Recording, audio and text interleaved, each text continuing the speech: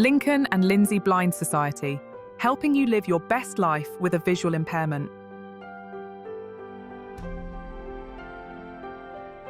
An interview with Matthew Horspool from Braillists at Sight Village Central 2025.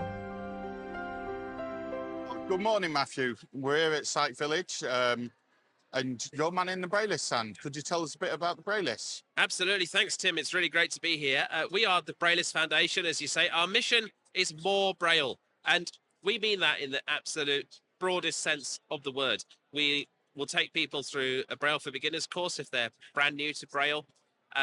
If you're a bit more experienced with Braille, we've got our masterclass sessions where we can explore, a particular Braille topic, and some of those are quite niche. We've done them on like computer Braille and Braille music and all sorts of things, right the way through to Braille labeling and Braille shorthand codes and all sorts of things.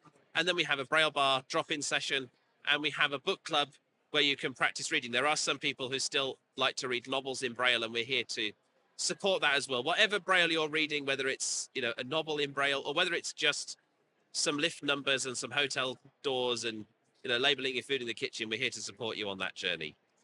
That's fantastic. And I must say, personally, I wouldn't be using Braille at all if it wasn't for the Braillists. And their approach, I'm in my 40s, and the fact that I was able to pick up Braille, I didn't think that would ever be a possibility.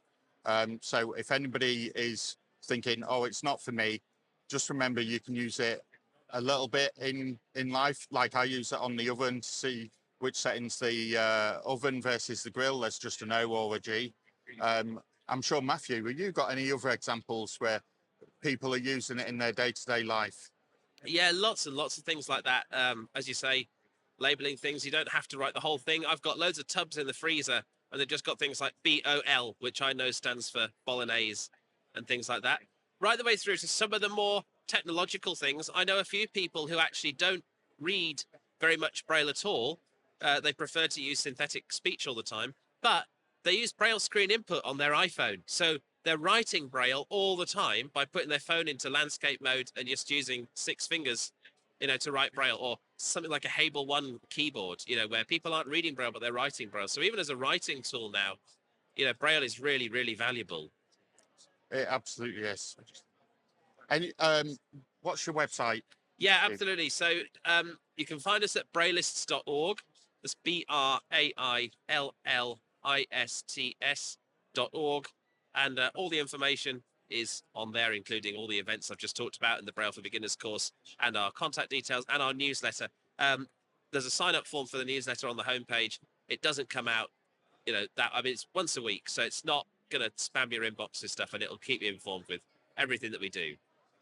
And I can confirm that it's an interesting read once a week. Thank you very much for the interview, Matthew. No worries. Thanks, Tim. Cheers.